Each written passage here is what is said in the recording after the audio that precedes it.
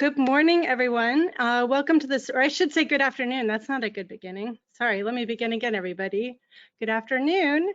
Welcome to this webinar on the importance of meaningful partnerships with tribal nations when establishing local, regional, and global conservation programs. I hope everyone was able to come on okay and that your internet is working.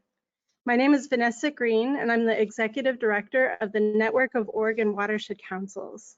I will serve as the facilitator today and keep my eye on the questions as they come in.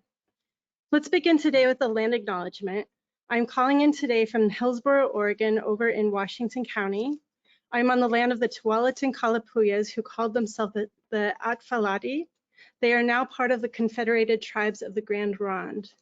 We have 45 people joining us today from all across the state, which is the land of many tribes now included within the Burns Paiute, the Confederated Tribes of Coos, Lower Umpqua, and Siuslaw, the Confederated Tribes of Grand Ronde, the Confederated Tribes of Siletz, Confederated Tribes of Umatilla, Confederated Tribes of Warm Springs, Cow Creek Band of Umpqua, Coquille Tribe, Klamath Tribe, and Nez Perce Tribe. As we talk today, let's think of ways that watershed councils, conservation districts, and land trusts can show up and build and strengthen partnerships with these sovereign nations. This webinar is part of a monthly webinar series organized by the Oregon Conservation Partnership. We use this forum for training and information exchange for soil and water conservation districts, watershed councils, and land trusts in Oregon, and everyone is welcome. These webinars are offered by support of the Oregon Watershed Enhancement Board, and we thank them for their support. In a minute, I'm going to hand over to our presenter, Dr. Wendy Smythe, but first a couple of housekeeping items. Everyone but Dr. Smythe and myself are muted by default, but there's a couple of ways you can interact during the webinar. To ask a question during the presentation, you type it into the question box and I will relay the question to Dr. Smythe when there is a good moment for her to pause. It's my understanding that we will wait on questions until the end of the presentation. So if you have a question, go ahead and type it in. And at the conclusion of the talk, that's when I would read it out for you. You also have the ability to raise your hand by clicking the little hand icon. And when it's time for your question, I can call on you and click on you so that you can ask your question directly if you prefer.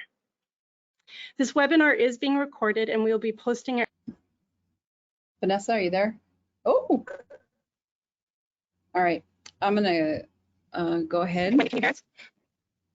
How ang kulagan ang? All right. Geeks Wahawan Dylan Lagan. I hope you all are well. I hope you can hear me. I'm going to do a formal introduction in my language, and after which Vanessa will translate in English for you. So, hadalas at is ons die goedele lagen, die hadas hatagen, sangat lanas tastis onai hatayu di ijang. Akaskust rik alagen. Die klingwai klakia igagen.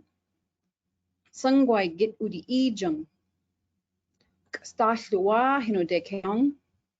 Wendy Smythe yatsakith hinodekeong. Donna Douglas di al uijang. Alec Ruth Douglas di chin di nanu ijang. Sam and Elsie di chin di nanu ijang. James and Annie di chin di nanu ijang. Sanahut and Kate di chin di nanu ijang. Hikta handalai stuth ijang. Hut Vanessa? I am here. I'm going to keep my camera off because I think that it was, I'm having broadband issues, everyone. This is what Wendy said. I am of the Haida people. I am Sagath Lanas Sadas, Sculpin House. Pardon me. Can we try again? No, it's good. It's okay. Sanath Lanas Dastis. Sanath Lanas Dastis, Sculpin House, Haida. I belong to the Eagle tribe. I am an observer of the world and a child of the ocean. My mother is Donna Douglas. My grandparents are Alec and Ruth Douglas. My great-grandparents are Sam and Elsie. My great-great-grandparents are James and Annie. My great-great-great-grandparents are Chief Sonila and Kate. My people are from Heidelberg, Alaska.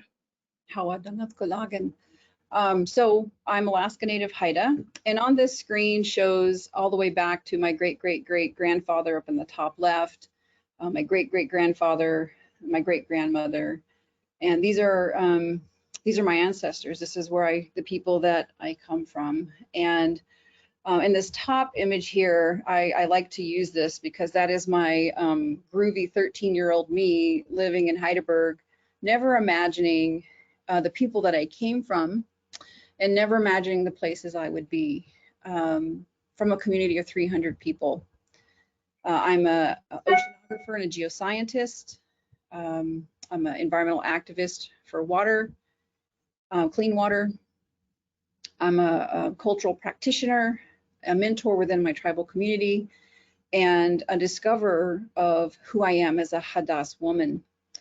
This right here was taken 2 weeks ago, this bottom image on the bottom left. And on the, I don't know if you can see my cursor, but laying on the ground next to us is my great-great-great Chana Sanuhut's mortuary totem pole that we were able to find in our ancestral village. As I said, I'm from Hiktahandalai, Heidelberg, Alaska. This is some images of who we are and where we're from. We are sky, land, and water people. We are reclaiming who we are. We celebrate our culture and celebrate the knowledge that our youth are pursuing. I'm happy to share what I know and believe to be true for Native nations, while at the same time acknowledging my cultural responsibility as a Hadass woman, a clan leader, a cultural practitioner, and a mentor, all of which supersedes my assumed role as an assistant professor in this and other colonized spaces. When all is said and done, I have to answer for my actions and complacency to myself, my family, and my tribal community. And I have chosen to speak today as a Hadass woman. I can do this today because I've just returned from 3 weeks of ceremony in my tribal community and from a woman's healing journey. So I'm speaking from a place of very openness and respect and for your knowledge. And I hope that you were able to hear me today speaking as a Haida, as a Native woman and not a scientist or educator. So as Vanessa told you, I'm going to speak about the importance of meaningful partnerships with tribal nations when establishing local, regional, and global conservation programs. I'm going to talk through some of the work that I've done in my tribal community and how that conservation work has empowered the nation, and then transition into taking that model as I learned along the way and to learn to engage with other tribal nations. Vanessa already did a land acknowledgement. There are 9 federally recognized tribes within Oregon. I was asked to relay that the Nez Perce are traditionally called the Nimipu. That is how they refer to themselves. Nez Perce is a French term that means pierced noses, and they prefer to be called Nimipu. In Oregon, 10 million acres of territory was ceded to the federal government in return for 464,000 acres of reservation lands with the right to fish and hunt in their usual and accustomed places for cultural and traditional use of materials and food resources. And I often work with students and train faculty to work with tribal nations, and I work with funding agencies as well, federal agencies, to recognize that no matter where you go in this country, you are on Native land, and for the Native students, you are where you're supposed to be. Oftentimes they walk into agencies, academia, or industry, and they feel alone, like they don't belong. And so acknowledging that we're on Native land, I hope empowers them to continue on their journey. A little bit about what I do. I work across various sectors. I am a geoscientist and oceanographer. I work in iron and manganese groundwater ecosystems, looking at biomineralization, microbial diversity, and biogeochemical cycling of nutrients. I translate that geoscience into native education, coupling traditional knowledge systems with language, protocol, culture, coupling that with STEM, and using that to develop curriculum, culturally relevant curriculum for students from K-12. And we do this to increase their critical thinking. They're now able to look at the world through two lenses, a Western lens that they exist in, and then a cultural lens which they also exist in as well. And then finally, I work in policy and practices. I was a AAAS fellow at the National Science Foundation for 2 years, and I worked in education directorate as well as the geoscience directorate. And there I worked to train program officers to engage with tribal nations to evaluate native focused proposals and how to train their PIs or researchers on how to write ethical and responsible and respectful proposals and how to engage with tribal nations in a respectful, ethical way. So that's a little bit about what I do. The programs that I've been running, I've been working with my own tribal nation. And I'll say I started this, as I'm from the nation, these rules, these protocols, and these ideas all apply to me too, right? I didn't just walk in and do a project. I had to go through a process.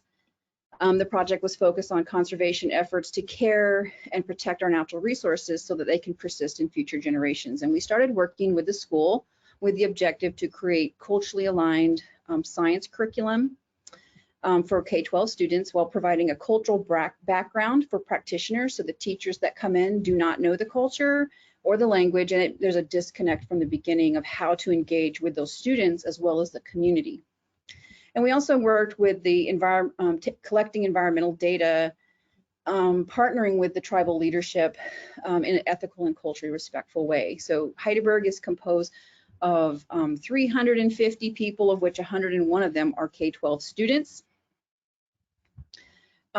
We work in a small community. We still have a lot of politicking going on. We have the tribal government, we have the city, and we have the tribal corporation. So we have to work, when I go in, I have to work neutrally across all of these entities, even as a tribal member.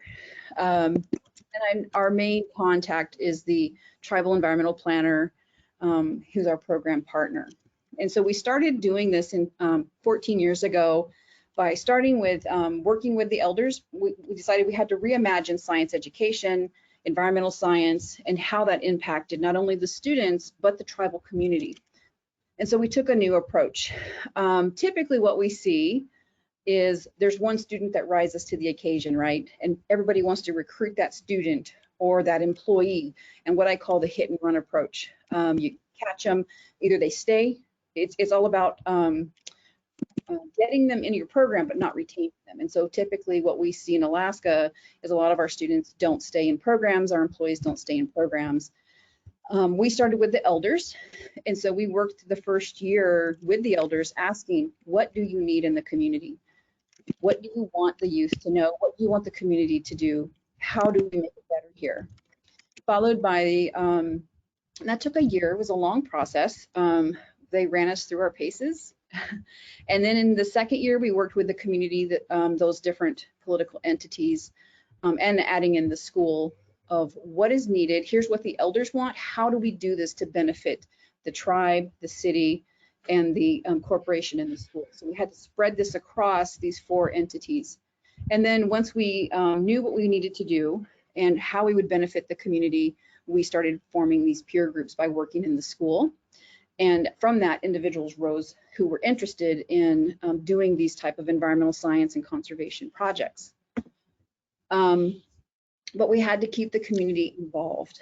Students are very tied from Indigenous communities to what their elders tell them to do. And if they don't know what their students are doing and what the community is doing, what the tribal leadership is doing, they will push back privately, and your project will fall apart. So we started holding science fairs so that the students could show what they were doing. We had the tribal environmental planner come in, our linguists come in, And we had scientists from around the country, indigenous scientists, come in and talk about what they were doing around ocean acidification and engineering and different topics. And we made it intertribal.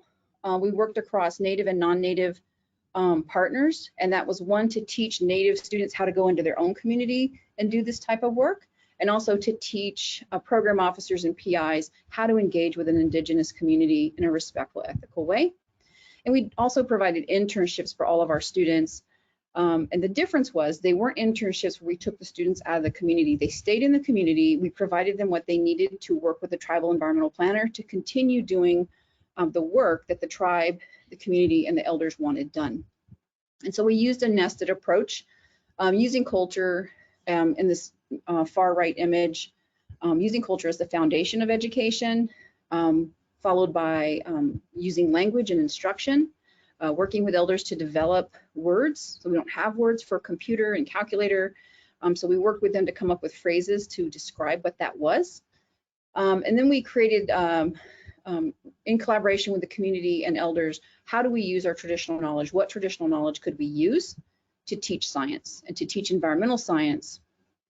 And we did it in place. So everything that the students did, and I'll show you in the next few slides, all the work they did allowed the tribe to have a presence and a voice in the conservation of the community, and have action to advocate for themselves. So we tied curriculum and culture. So we started again with K-12 education, and this kind of grew into a larger project. But to start working with students, if you've worked with students before, you know, if you talk to them about pH and hydrogen ions, what you see is students falling asleep, and then that dreaded head bob and eye roll when they're falling asleep when you're talking to them. So we had to start in a place where we met them where they were. And what they knew is they know how to weave cedar and spruce roots. So in the top images are images of cedar hats and spruce root baskets. And so if we take what they know and we ask them, what kind of tree is it? Where does it grow? How do you weave?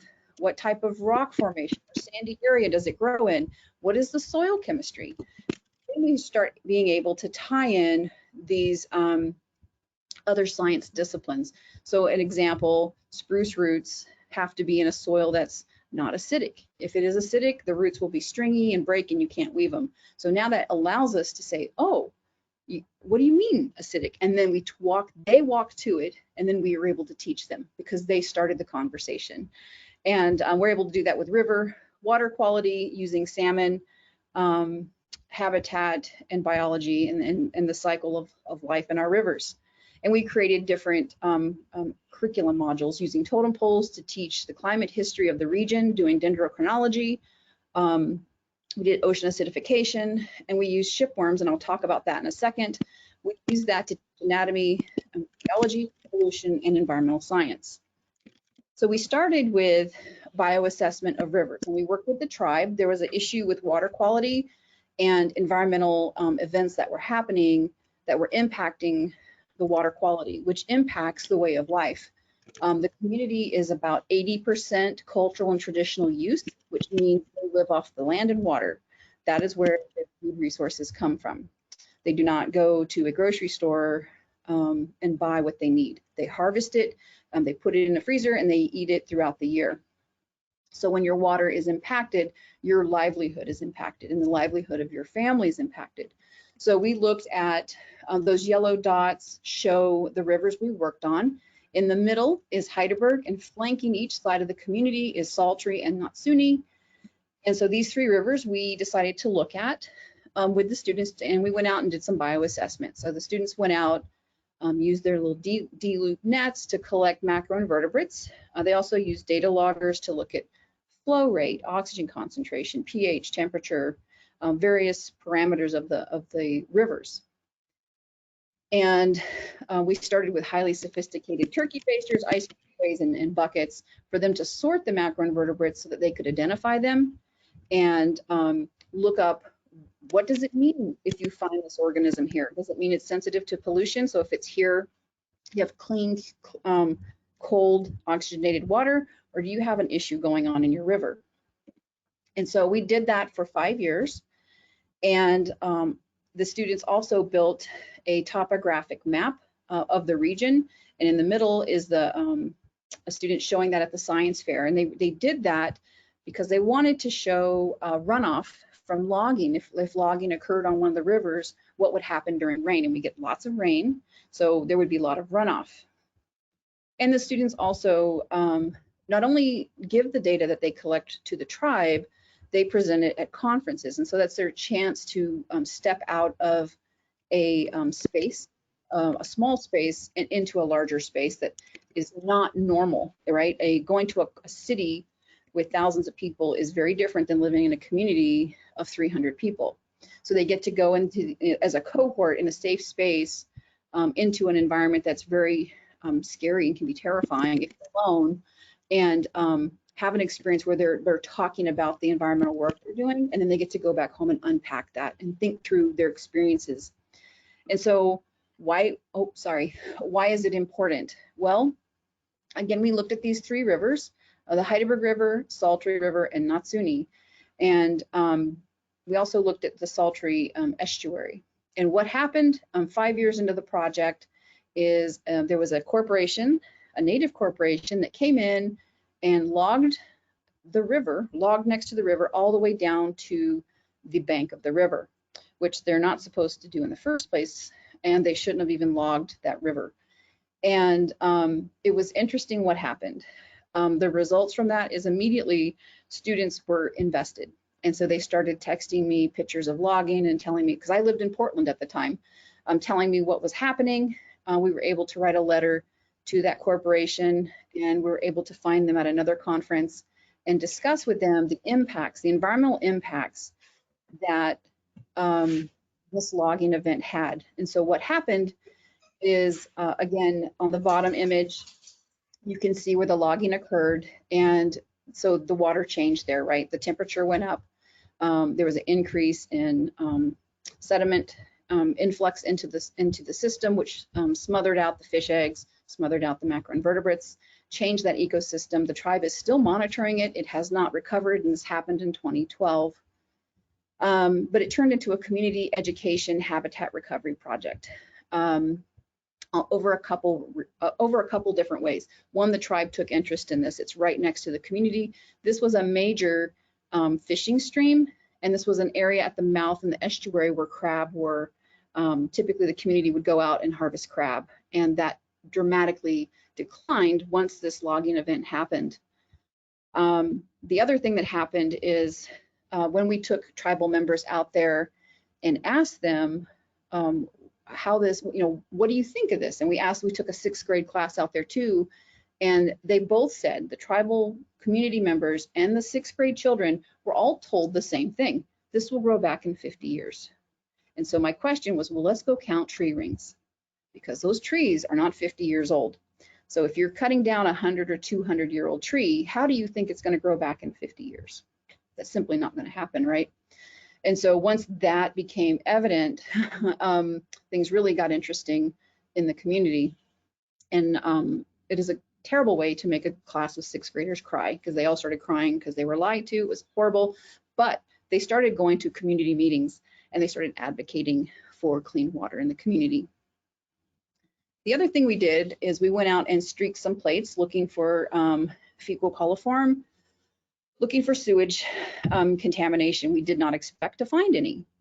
The rivers are not sterile. So the image on the far left, this is what we expect to see. There's going to be something growing on there. There's going to be some fungus. On the right middle, we got something we did not expect. So on Natsuni is where the logging is occurring. Those logs are being moved down to Saltry and loaded onto a barge. And that barge was dumping sewage. And that sewage was washing up into our main shellfish harvesting estuary. So now at both ends of the community, the fishery and food resources, the water resources are being impacted by one event of logging.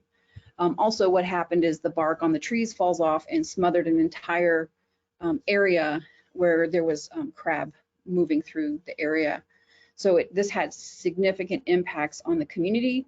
And then with the influx of the sewage coming in, we had a further issue with the health of people in the community. Our elders are in their 90s, And so they are extremely susceptible to any pathogen that would be incorporated into these shellfish. So we had a serious issue. And so we took this data, working with the students, they collected this data, and our summer interns collected this data, and we turned it into a report, taught them how to write a formal report, and turned it into the tribal environmental planner. And the estuary was closed for 3 years. And then that report was again given to that corporation to cease the practices of dumping sewage right there in the estuary. That's looking at river ecosystems around the community. We also looked at coastal bioassessment using shipworms. I don't know if you know what those are. They burrow into wood on the beach, usually driftwood. There was a divergent evolutionary event that happened, and so their body shape and their morphology, the use of their shell changed, but they are related to clams. They just have a different morphology. They use their shell to burrow into wood, whereas clams use their shell for protection of their body. So we use those. They are susceptible to environmental pollution. So we decided to use those just to do a little experiment on the coastal ecosystem. And as you can see in those bottom images on the left, there's garbage in the water, there's oil and all kinds of muck in there. And so we thought this would be a good place to see what's going on. And the students constructed, this was a 5th to 12th grade project. So the smaller children or the 5th graders constructed the traps, and the high schoolers monitored them. We could not have the younger students down there in the winter because the weather gets too bad, and it would, endanger them. So it was a cross 5th to 12th grade project, and they all worked together on this. And then they also turned into, again, the anatomy and physiology and an evolutionary lesson. So the students would put the trap in, wait a year, and then a year later we would pull the traps up. It's cold water, so they grow really slow. And we pulled the traps up, and what we found is from 9 meters up, we did not have any shipworms colonizing the wood. When shipworms are in the wood, we wouldn't get all the barnacles and seaweed and algae and everything else, sponges that would not grow because of the secondary metabolites that shipworms make. Keep them from other animals and critters from growing. So we know between maybe 10 or 11 meters down, we had a healthy system. So we're pretending that this trap is straight up and down looking at a solid one column of water, even though we know there's water flowing and the trap could be flowing. We're assuming it's up in a vertical slice of the water. So we knew at that point that from 9 meters up, we had an issue. There was some kind of contamination.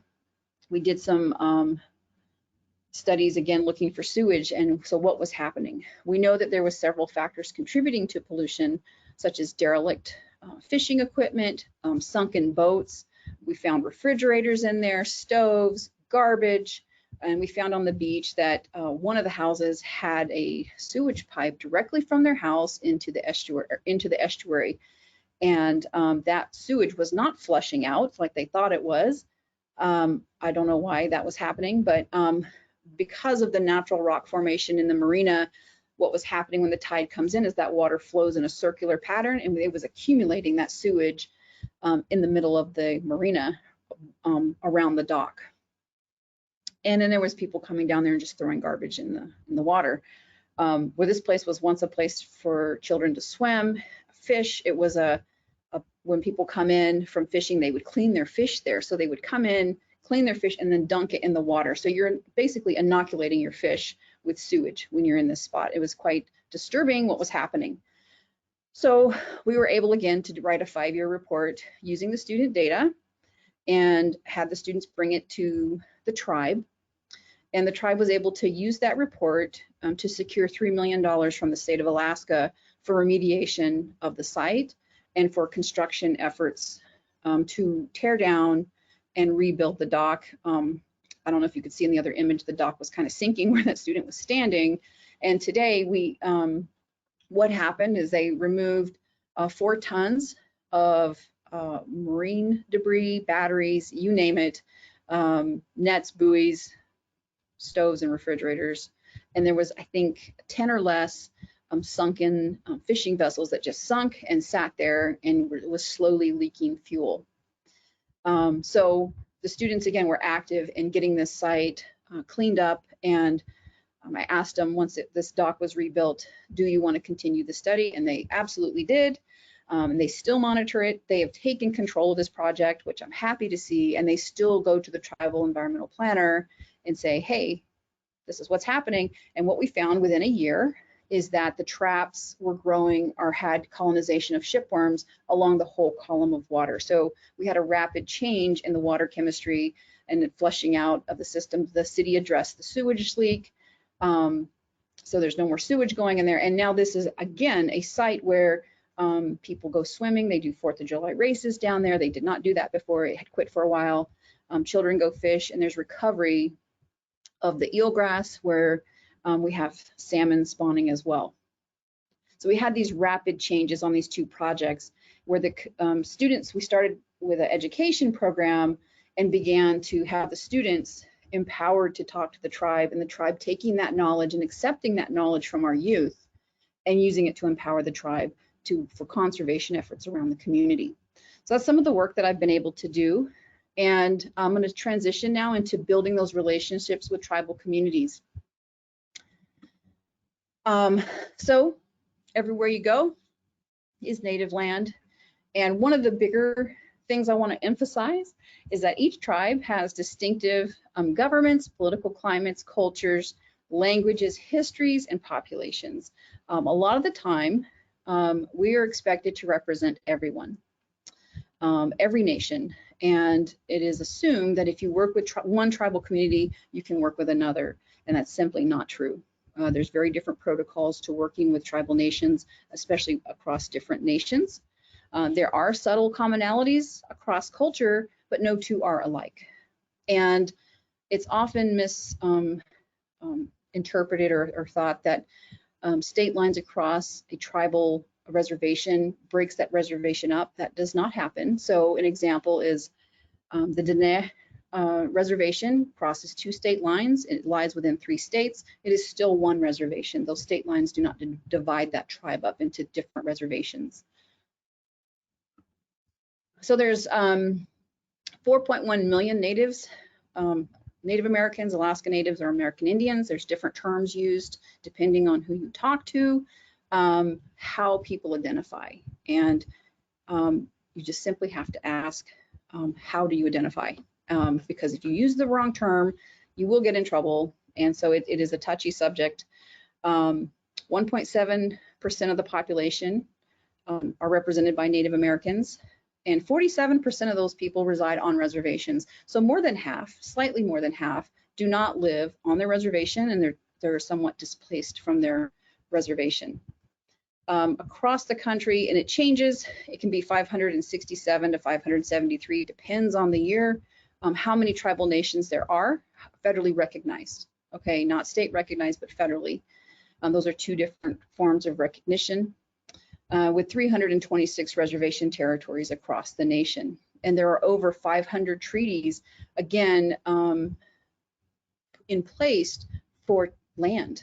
And that was to ensure that tribal communities retained health, benefits, the ability to do cultural and traditional use hunting and other practices. However, until the 70s, it was illegal to practice our culture. It was illegal to speak our language. If I was born any earlier, it would have been illegal for me to speak to you in my language. And so that is the generation that my mother grew up in. I'm the first generation removed from boarding school. I'm the first one not to be in boarding school. My mother does not speak Haida. She does not engage in ceremony. She is afraid to learn because of her experiences. So these treaties are important to honor, and the people know, and there's ties, and those ties are alive in our communities, and those traumas are alive in our communities, but there's also a reclamation. That's not to make anyone feel bad. There's a reclamation, and we learned a lesson from this, and we are strong, and we're reclaiming our language and our culture and our practices, and we're empowering and healing our youth as well as ourselves when we learn who we are. Reservations are often and tribal nations are often ideal collaborators because they have 17.9 million acres of forestry resources, especially in Alaska. They are on 33% of surface coal and 25% of natural gas and oil reserves. So there's constantly a line of people knocking on the doors of reservations to partner with them to extract resources. The difference here is you folks are engaging in conservation, and that's what tribal nations need and need to learn to do and to advocate for themselves. We often hear about tribal sovereignty and self-determination, and that is a difficult thing to understand. It takes time to learn what that means. Not only do non-natives understand it, natives do not understand it, okay? If you asked anyone, they would say tribal sovereignty, food sovereignty, water sovereignty, but if you asked to explain what that meant, you would likely not get an answer. The Supreme Court defines tribes as domestic dependent nations with the inherent right to govern within tribal territories. So they possess the power to establish their own government, to determine who is a citizen of that tribal nation, to have their own policing power, to administer justice. Southeast Alaska has their own tribal court, and we have our own chief justice. They have the power of exclusion from the reservation. And the next slide will talk about how that happens. And typically it's from miscommunication or misunderstanding. They have the power to begin their own businesses and have their own businesses, and they have sovereign immunity. If you want to know more about it, there's a lot of material out there. And it's important to have a basic understanding that tribal sovereignty does exist. It's very important. And then they also have self-determination. And so talking about that exclusion from the tribal community, I use this slide to teach federal agencies about working with tribal nations. And so if we look at the typical organization of a tribal government on the left, what you can see, and I know it's extremely simplified, I understand that, you to the president of the country. There are avenues to go through, right? If you wanted to get to the president of the country to let him know something, you have to go through channels. And relative to tribal government, it's pretty straightforward. When we look at tribal government, it gets extremely complicated really fast. And so if you don't do the process correctly, you jeopardize your ability to work with a tribal nation. You can jeopardize your ability to remain a partner with a tribal nation. And so it's really important to know how that tribal nation or who you're engaging with. Do they have a chief, a president, or a tribal council, or a tribal administrator? Each of these people have very different roles, and tribes have different people. Some tribes don't have chiefs, some have presidents and tribal administrators. So the best way to figure out who you're partnering with is to Google them. In this instance, Google is your friend. A lot of tribal nations have a website, and they list who the contact people are. Many times what we see, especially in federal agencies, is tribal members granting access, okay? A tribal member cannot grant access to a tribal nation. So an example would be if someone wanted to access your data in your organization and I just wrote them a letter and said, yeah, you can access anything you want, and they show up with that letter, what are you gonna say? Are you gonna give them your data? Are you gonna let them access? No, you're not, because who am I to grant that access? It's the same with tribal nations. Again, remember, they're sovereign nations, and that is infringing upon their tribal sovereignty, which can result in legal action. But there's a hierarchy, right? And usually what goes through a chief, president, or tribal administrator does go to tribal council. You can also have an elders council, and then you have a plethora, depending on the size of the tribe, of tribal offices. And no matter where you start, it will always get back to the tribal administrator or president or chief. So it's better to start at the top here and work your way down instead of starting at the bottom and working your way up. It can sometimes be viewed as trying to subvert what you're really trying to do, and they will just not work with you because they're not sure what your agenda is. As we move right across this graphic, there's also city, state, tribal leaders, city, state offices, agencies, and then agency leadership that have to be engaged with, depending on the agency you're coming from and the work you want to do, right? And then in Alaska, we have ANCSA corporations. We only have one reservation in the state. The rest are under these tribal corporations, and those are not tribes. They are corporations. They are money-making entities. They are businesses. They have a president, a board of directors, and shareholders. And a shareholder may not even be a tribal member. You can gift your shares to whoever you want in some of the corporations. So you can gift it to a non-native, you can gift it to anyone you want, and they do not grant you access to that corporation or a tribe. And as I said, it's extremely complicated, but you just slowly go through the process and look at who and how does that tribe flow, and you'll be able to see it from their website typically. Or you can call and ask them, tell them what you want to do, call and ask. So what you should understand, and when you're coming into tribal nations, here's what a lot of the conversation I hear is. In the US, there's an unspoken and unconscious idea that everyone has the right to use natives as they see fit. And these actions are justified and rationalized as honoring. Indigeneity is considered a national heritage in the United States, and it is viewed as an entitled right, of which it is not. We own our identity, just like you own your identity. However, the US has created a mythology that created a narrative to define who we are, what we look like, how we act, and our intelligence, which has been institutionalized, not only in the United States, but globally. These narratives have laid the foundation of how we are viewed. We are not viewed as real people. In mainstream media, we are costumes, mascots. We are the drunk Indian on the side of the road. That is not who we are. And this is what our children are constantly told. We are viewed as the offenders. We are viewed as the savages. There is no regard for religious ceremony or spirituality because it's not based in what is called Christianity. There's a disregard for traditional knowledge systems, which can be tens to thousands of years old in comparison to Western science. We are considered unintelligent often, and those knowledge systems are considered unintelligent. There's deficit language around describing traditional knowledge. And there's a lack of understanding of tribal sovereignty and treaty rights, where we often hear when speaking about treaty rights that we're looking for a handout, of which we are not. We're not all the same. If you look at the image on the top, those are 3 different nations represented by different regalia. That regalia tells you who their family is, it tells you who their mother is, and it tells you what nation they come from. Working with one nation does not mean that you have knowledge of another. We hear a lot about Native experts, and I can tell you those do not exist. A lot of agencies that I've worked with have people hired as experts for Native.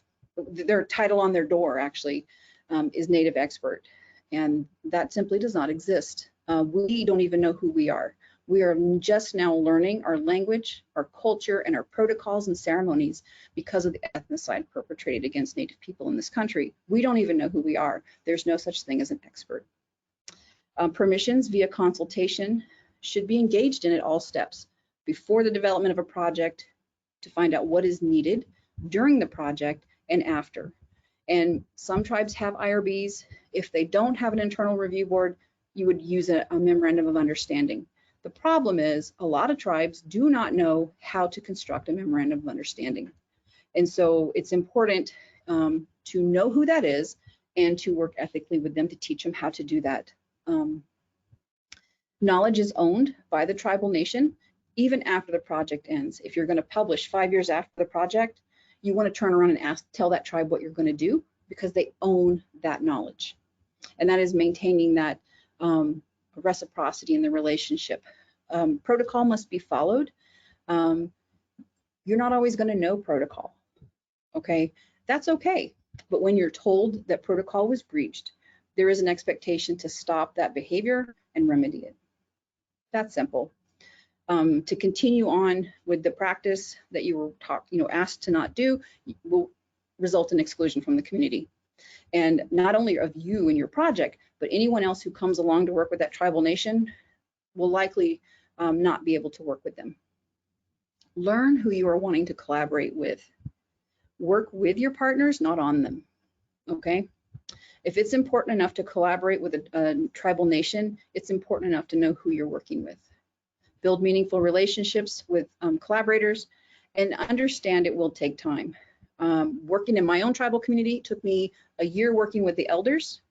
They did not want to work with me. They knew who I was, and they would talk to me about my childhood, but they did not want to talk about the science and research and environmental science that I wanted to do. They wanted to know that I was going to stay there once I started working. And the same happened when I started working with the community. It takes time, even whether you're from there or not, okay? Tribes are sovereign nations. Make sure not to infringe on that sovereignty. Be aware of that. And then tribes have the right to conduct their own research and education. If they say no, don't bolt the door, okay? Tribal leadership changes quite often. The next person coming in may want to collaborate with you. Don't take it personal. A lot of times people take it personal. It's not personal. So considerations within your agency when partnering with tribal nations. Who's making funding decisions for tribal nations? How many Native or Indigenous employees are in your agency or agencies? How many Native experts are in your agency? And consider changing that language. How many Native-led programs does your agency have? And are they led by Native people? Is your agency a safe space for Native employees? For Native communities who work with researchers? Oftentimes we have students walking into agencies and they quit because they don't feel like it's a safe space. If they're walking in and seeing mascots and stuff all over your walls, they're not going to stay. That is not a safe space. You don't have to understand it. You don't have to accept it, but it is the fact, okay? How do you ensure that your organization is doing meaningful and ethical work with tribal nations? And what accountability measures are in place? What is the role of tribal governments in research and education projects that you're engaging in with them? And how does your agency develop ethical and collaborative partnerships with tribes? And do your employees undergo training? And training is not just a one-time event.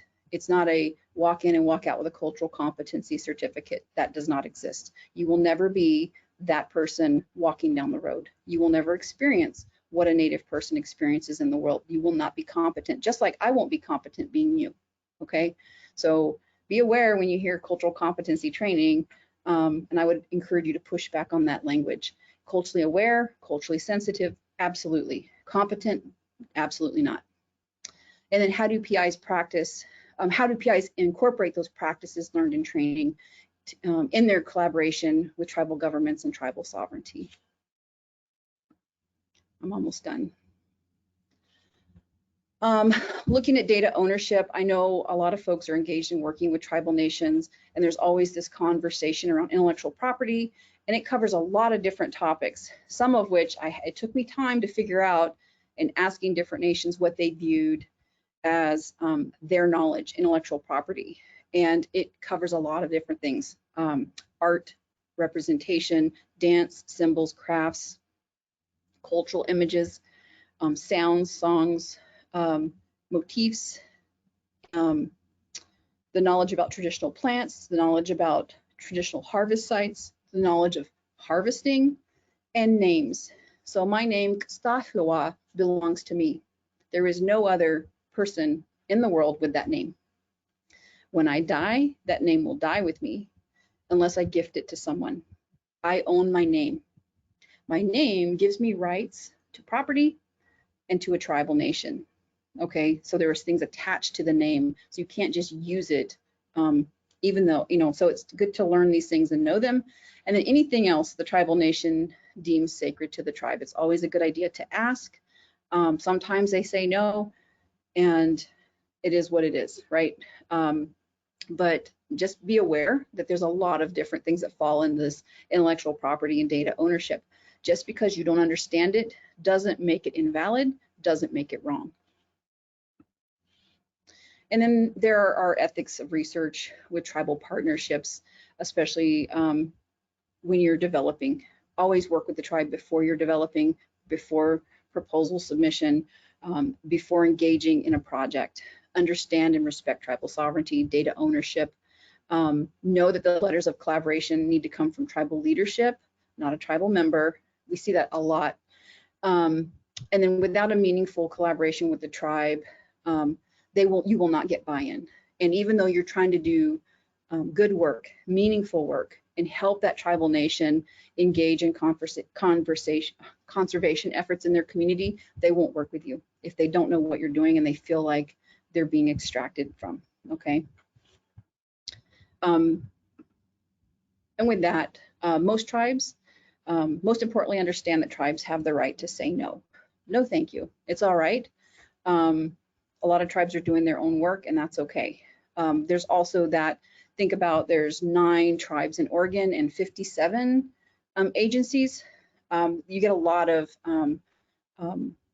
collaboration fatigue, right? You don't know there's so many people coming to work with you, you don't know who they are and what they're doing, and it gets tiring. So be aware of that and work collaboratively with those communities. And when they say no, just make sure that you end that relationship on a positive note, knowing they know the work you do. And if they come back around, they know what you're doing, they will come back and ask you to build a partnership. So with that, I am done running my mouth. Hawa Dangat Kolag, and thank you so much for your time and for listening. I can take questions. Let me see if I can get this turned off. All right. I think I'm not showing the slide anymore. Do you see me? We see your slide. We see your monitor, so it's showing your slide and then the slide deck on the left. Prints. You can stop sharing your. There you go. Okay. So we can still see your desktop now. All your super secret stuff. Oh, yes, believe me. If you want it, you can have it. All right. Well, does that work? I'm going to make you not the presenter anymore, and then we're going to take some questions. Okay. Gotcha. Hey, so guys, while we're working on that, I would like to say that I was chatting on the side with a couple of you during Dr. Smythe's presentation. And what I understand is that the audio was terrible during my introduction of Dr. Smythe, but that you heard the land acknowledgement and you heard the basic introduction at the beginning. So I would like to take a moment and repeat your introduction now that you've already spoken. Just, we'll get it in there. And then while I do that, folks, you have a moment to type in any questions or comments that you may have, and then I will read them off in the order that they were received. And that's how we will spend the remainder of our time. I would say, in general, feel free to ask any question that's on your mind. I generally ask them anonymously. I don't say the name of the person who asked, so you can feel free to ask what's on your mind. And then if you have something that you just would like to share or mention as it relates to your work, feel free to do that as well. So Dr. Smythe is an assistant professor at the University of Minnesota, Duluth, and holds a joint appointment between the Departments of American Indian Studies and Earth and Environmental Sciences. She was the 2019 Professional of the Year by the American Indian Science and Engineering Society, otherwise known as ASIS, for her interdisciplinary research in geoscience, Native education, and policy. And in 2020, she was elected to the ASIS Board of Directors. Dr. Smythe is a geoscientist and oceanographer whose research focuses on examining microbial ecology and molecular diversity, biogeochemistry, and biomineralization of groundwater ecosystems, and the environmental and health impacts on coast ecosystems on tribal communities, promoting conservation efforts of tribal and state partners. In addition, she collaborates with tribal communities working to couple STEM disciplines with traditional knowledge in K-12 education by incorporating language and cultural values tied to environmental conservation. So Wendy, I'm going to take a moment and ask the first question. This one comes from me. So you are speaking to an audience here of conservation districts, watershed councils, and land trusts, and that is over 150 different independent organizations. There's a Mhm. lot of us, and we are working in overlapping territory. I would generally characterize our organizations as very interested in partnering with tribes and in doing meaningful conservation and restoration work and building long-term lasting relationships. And I think in general, people are cognizant of the collaboration fatigue that you mentioned.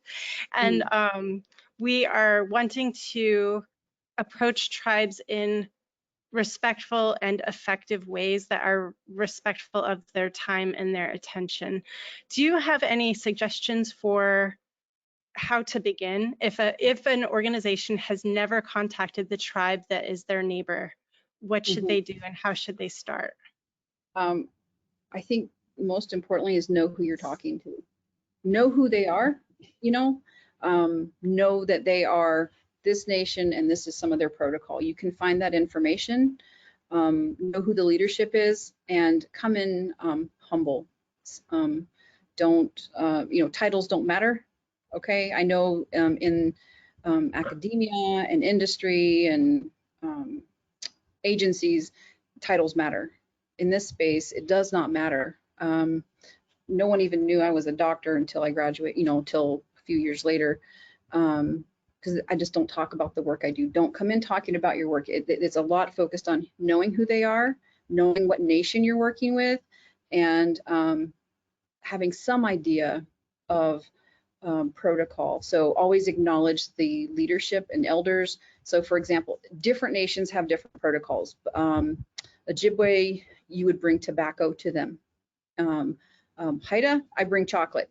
Okay, we don't do tobacco. I bring chocolate, and it's just a simple act of acknowledging that they are a person that you're talking to. Okay, when I go home, and if they think I don't have chocolates for them, I start getting phone calls the next day from the people's family because I've disrespected their relative, and I simply haven't walked around with the chocolate yet. It's just that simple. Knowing who it is that you're dealing with, who you want to partner with, not work on, but partner with, and ask how you can have this relationship where you're both getting something, you're both gaining knowledge, and you're both sharing knowledge. It doesn't have to be any more complicated than that. Got it. One other one that comes from me, and I'm still looking at some other questions coming through. A lot of people are aware of the term traditional ecological knowledge, and obviously that means different things according to different tribal nations and according to different ecological habitats. Mm-hmm. And I think that in general, our organizations are interested in promoting traditional ecological knowledge as part of our conservation and restoration activities. Do you have any suggestions for how, as a non-tribal organization, they could begin to do that with or without tribal partners? If they're not partnered meaningfully with a tribe, is there something they can do to still be respectful of traditional ecological knowledge? Yeah, there's a lot of public knowledge, right, that comes out. If it's a public story or public knowledge, you can use it, but always acknowledge that tribal nation where that knowledge came from, right? You don't just, the importance is to know the meaning making, that is done appropriately. So words were chosen with intentionality. A story was chosen to relay some specific piece of information. And if you don't understand that tribal community, you will not be able to interpret that story. You won't be able to pick out that knowledge, and you will misinterpret it. So if you want to use something public, you can, when you interpret it, maybe reach out in an email and say, I would like to use this for this reason, and they may or may not respond, but at least you make the effort. If it's public knowledge, though, just always acknowledge it. I know oftentimes people will, when they're speaking with community members or elders, they will share knowledge as well. When they do that, when they share their knowledge, always ask if it can be written, okay? Always ask if it can be recorded, because sometimes they're sharing a story that their family owns and it cannot be repeated. That is something I had to learn. It's just, it's so common, we don't think about it in our communities. And so you will stumble into something that you didn't expect to, because the way knowledge is shared, we're used to it, and we don't think about, oh, you can't, don't repeat that outside of this space. So always ask and just say, hey, can I use this piece of knowledge? And here's how I would like to use it. So, and they'll say yes or no. And they will say, hey, I'm not sure that's what it meant. Let me explain it to you another way. So making the effort to interpret it correctly is the most important, I think, there, and knowing that you have the permission to use it. Very good. For everyone, just to acknowledge, I'm keeping my camera off because when I turn it on, the internet doesn't cooperate very well. So that's why I'm just a disembodied voice here. So bear with me.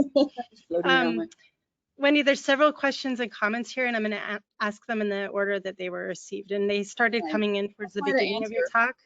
I'll try to answer, but I want to make it clear I'm no expert in this. This is just, again, my opinion and my interpretation of the things I've run across. If I cannot answer the question, I would be happy to look into it and type an answer to you to disseminate to folks afterwards. Mm-hmm. And I can connect Dr. Smythe with people if they have specific questions afterwards. Okay, Dr. Smythe, thank you for your incredible presence in the world. I appreciate you beyond words. While I shouldn't be surprised at illegal logging and dumping, I'm incensed. Have you been in touch with Earth Justice to ask for their, hold on, it's not cooperating here. To ask for their input, I think it says.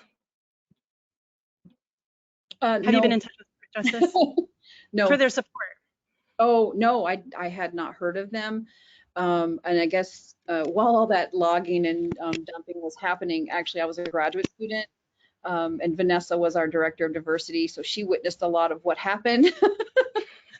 True. I stumbled into we were at the Affiliated Tribes of Northwest Indians meeting, and I went into the land management meeting as this stupid, just wandering around trying to see what I was going to do before an education talk, and ran into the corporation that did the logging, and they were the same corporation who was negotiating with our tribal community while at the same time blasting a road into one of our last sockeye runs.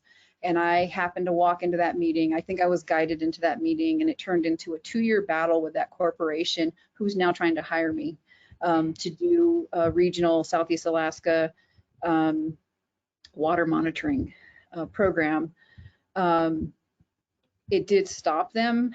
It did bring awareness to what they did. And my only answer to them was, at least we have 5 years of science to show what you did as a Native corporation to Native lands. Your statements mean nothing when your actions speak more. So I did not I contacted the corporation because I kept running into them at conferences, and was this a juvenile grad student, not knowing the lay of the land at that point. But really, again, when I talk about my cultural responsibility, I am a shareholder in that corporation. Financially, I benefit from them cutting those trees down, but culturally, we do not benefit. When you destroy that habitat, you don't get it back. You can't go out and feed your kid anymore. And when 80% of your diet comes off of that land, you have destroyed the livelihood of a whole community. And that was done in the name of the dollar. So sometimes our cultural responsibility gets us into more trouble. And as a Haida woman, we are expected to speak up. We're a matriarchal society, so we have to speak up. It's our responsibility. So that's what happened. But I did not know of any other organizations to contact. So I'm glad to know about that, and I'll look into that organization. This is a quick one. Talking about cultural competent as a term versus cultural sensitive. Somebody says, is culturally responsive acceptable? Yeah. And so keep in mind too, within science and social science, cultural competency means 2 different things. I work with social scientists and we go around and around all the time, but I won't let it go because of what it means in the science world, right? And in the education world, social science is a different animal, okay? It means something different. But as long as you're saying you are aware in some way, that is fine, I think. But to say that you are an expert or competent in, and I have to think about this too, because I work with Hispanic, I work with Mexican, I work with African American, and what I know is I understand their journey because they tell me, but I will never experience walking down a hallway as a Black woman. So that's where that change comes in. So anytime there's language of definite knowledge of experience, know that there's a disconnect. Does that make sense? Very much. This says, excellent presentation and work you are doing. Thank you for sharing. I'm curious if you are also working with tribes in Minnesota during doing curriculum development or other work. I am.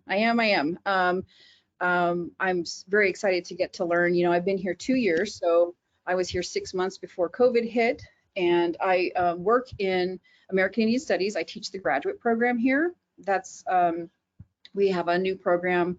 We're in our second cohort. It's a Master of Tribal Environmental Science and Sustainability. And I do work with, this year, I'm on a special assignment with the Dean to partner with our Fond du Lac, which is 20 miles down the road, to start building some collaborative projects. And between their tribal college and their tribal nation and their natural resource department with our university, because actually a lot of our graduate students in this master's program are from Fond du Lac. And so I have been starting to do that. And one of my graduate students is from Fond du Lac. So I'm learning. I'm still learning. One of the interesting things is I keep asking them for stories, and they cannot tell me till it snows. They're not allowed to relay that knowledge until it snows. And so I'm waiting for it to snow so I can learn some more, because during the summer I can't ask them. That's so interesting. Here's one, Wendy. I am very interested to know how to be a good ally and help to promote tribal values and sovereignty. What does good allyship look like from your perspective? Oh, wow, it's a good question. We have a documentary on that. We're doing a documentary series. Allyship can be complicated, right? And so thinking about who made you an ally? Did you name yourself an ally? Were you mentored? And so what we've been talking about is this model or framework, really, of going from a mentee to an ally. So there's a spectrum of learning that needs to be done, especially if you're focusing on diversity or a specific segment or community population within that diverse community. Be a mentee first. Learn, ask questions, be sincere, and you progress to being an ally. But always be open to learning more. Understand that there's different knowledge systems. There's multiple knowledge systems that should be acknowledged.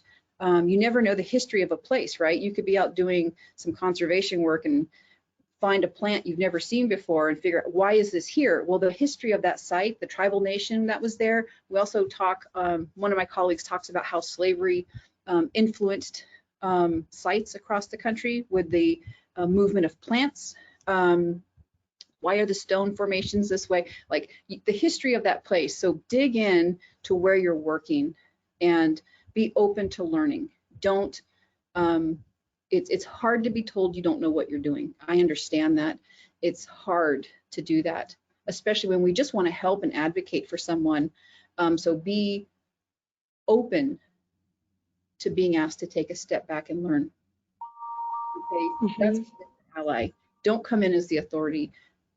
We all have to learn. I have to learn to work with other nations. I'm like here, I'm learning to work with the Ojibwe people. I don't know. I have no idea, but I'm learning, and I have to take a step back. So I'm like, oh, I did this in my community. That doesn't apply here. And so I think being a good ally is being willing to listen and learn and do it with humility. Don't be offended. No one's trying to offend anybody in these spaces. It's all about respect and building relationships. So know that. Wendy, I have an additional comment, and then I'd love to hear your take on it. I think that in general, conservation districts, land trusts, and watershed councils, the employees and board members of these organizations are stretched for time. And if there is a staff member, they have to account for every hour of their paid staff time by allocating it to specific grants. And sometimes there's restrictions on how they can spend those grants or how that time can be spent. And so I think that dynamic can lead to a transactional kind of framework in which people operate. And so it's just that thing where people come in and say like, oh, I'm super stretched for time. I'm really busy. I just need to develop this quick relationship and ask you for one quick question and try to understand your whole culture in one sitting. And then it becomes about like, this is what I need to do in order to conduct the project that I have in mind. That can be the framework sometimes. And I wondered if you could talk a little bit about what it means to sort of show up for the whole person, or to show up even if it doesn't directly benefit you yourself or your organization. Yeah, I hope I can answer that. You made me think of my day yesterday. That was incredibly frustrating. I almost started the cry of, I'm about to hurt your feelings, and all I can do is cry instead of say something. I engaged in this conversation with the university, trying to get a project going where they didn't like the language of the project. And the language, like, let me think of what I'm trying to say here. It's not always going to be in the construct of what your organization wants. Okay. Again, taking a step back and saying, we're working with a sovereign nation. It takes time to build a relationship. Okay. So understanding that you are moving at their pace. And so organizations that want to engage in diversity and be a Jedi, and it's a huge thing right now, and the federal government has tons of money for be a Jedi, and all our tribal we're aware, and we're excited and terrified at the same time. We're excited that there's money coming in to do some meaningful work with communities, but we're terrified of who's coming through that door. Okay, and we're very aware. They're very aware, but know that while your agency has to get it done quickly, you have to do it right. And so what is going to supersede the other? What is more important, building that meaningful relationship or checking a box? If you're just checking a box, don't bother working with that community, because they won't work with you, and they'll recognize it. And we hear a lot about decolonizing the space. And what that means is not everything falls into a Western construct. And we have to be okay with that, because this is a diverse nation, okay? There's many cultures here, and if we want to work with other cultures and other communities, diverse communities, we have to be able to do it in an ethically respectful way. And that can't be driven by, the organizations need to be able to build that time in, okay? Most people that run these agencies and organizations have never been in a space where they're not represented, okay? They have never been in a space where they are not represented. They have never been in a space where they are othered. They have never been in a space where they are not the majority. And so it's really hard to understand these things, but it takes time. And I think that goes back to being a good ally. If you're going to make a diversity statement as an agency, you need to be a good ally. And that means taking the time, giving your employees the time to do what they need to do to build those relationships. I hope that makes sense. And I know language can get really tricky. This is one of the long conversations I had yesterday around language of what the tribal community wanted versus the language the university wanted, and trying to just say, I can't change this language. This is what the tribe put in. And finally, when I said, you've never been where you aren't represented, so I don't know how else to explain this to you. They finally were like, okay, but this took hours and hours of conversation. But oh boy. Hopefully that answered that question. It's not always straightforward, but I guess recognizing you're in a different space and it takes different protocols. Not everything can be rushed. While the agency wants to rush it, and I understand time crunches, but you're not always going to be able to make them. So build in that time for your employees to do what they need to do effectively, ethically, and respectfully. and you'll build a stronger relationship for it. Well said. Wendy, it says, I work with biologists and ecologists that work for local tribes but are not tribal members. Is there anything I need to know when interacting with the non-tribal employees of the tribe? Wow. I don't know. I would say maybe make sure the information they're sharing can be shared. And you can ask them, how did they get that knowledge? What permissions do they have? What does their MOU look like? Do they have IRB permissions to share information? You can do things like that. Just ask questions and ask lots of questions. And if they don't want to answer, ask them who you can talk to in the community to get some information about the knowledge being shared. And just, again, going back to being a good ally, saying, I want to make sure I'm getting information I'm allowed to use. Because the last thing you want to do, the last thing your agency wants to do is get some knowledge, some information, and disseminate that and end up with a cease and desist from a tribe. That is the last thing you want. You do not want legal action. So it's okay to ask those questions. And if they don't want to answer them, ask them who their contact is. But I would hope that they are working within the boundaries of good, ethical, respectful conduct, that they already know what they can and can't share. And if they tell you they can't share it, they probably were told they could not share it. Very good. Here's a question specifically about your research. Do you think that the tribal leadership agencies, corporations listened and acted stronger or differently due to the data being gathered and reported by students instead of adult researchers? How did that play into the dynamic? The president resigned, and because I'm a little aggressive, you know, about these things, because it impacts our life. I get teary, sorry. It impacts our life, the health of our people.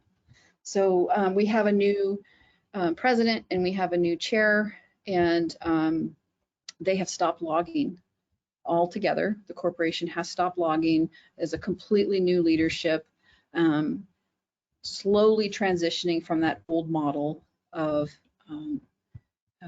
cutting down resources, harvesting resources to make a dollar, to make shareholders happy. There are other ways of doing these things, and the corporation has found those ways and has begun to heal their relationship with the tribes in the region, because there's a huge distrust of that corporation for good reason, but they are trying to repair that relationship. For the students, they were so proud to be able to do these things, and several of them, well, goodness, work for the tribe now as environmental planners. Some have gone to college to get environmental science degrees to go back home and advocate, because working in the tribal community, you have to be able to talk to different stakeholders, right? You have to be able to talk to the community members using the language that they understand, and you have to be able to talk to your stakeholders, industry or state and federal, using the language they understand. And so going to college, they learn the language that they need to use to engage with these different individuals. And so they've stayed. Some of them are going to be teachers, some are working for the tribe as environmental planners. They do go to, like I said, meetings when meetings are held to listen to what's happening. And I have brought up a generation of troublemakers, and I'm super proud of that they're vocal, they use their voice, because often their voice is taken away. And unfortunately, they use my name saying, Wendy told me to do this, and then I start getting emails from people. But I'm proud of them for their bravery to speak up, and how proud they are to be able to do this. And the way they took ownership of it was beautiful. Well said.